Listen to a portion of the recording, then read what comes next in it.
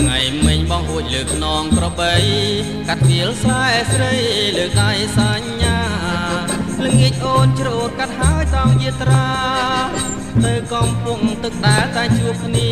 ក្នុងក្អមលាក់នំឆ្ងាញ់អងចា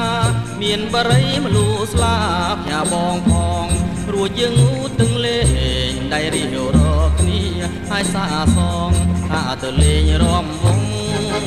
យប់នាងខែបលឺកណ្ដាលស្រែពើសូមពុកម៉ែទៅកុំនៅបងអងបងឡើងយកទឹកត្នោតមួយបំពង់ញ៉ាអូនញ៉ាំក្នុងពេលលេងរំវងបងកាក្រែងហត់ញ័រចុងគង់ស្រងស្រីមានទ្រង់លើកញ្ញា ួងយើងរំយើងច្រៀងពេលចូលឆ្នាំថ្មីស្រីលោកកាតាមប្រពៃណីខ្មែរ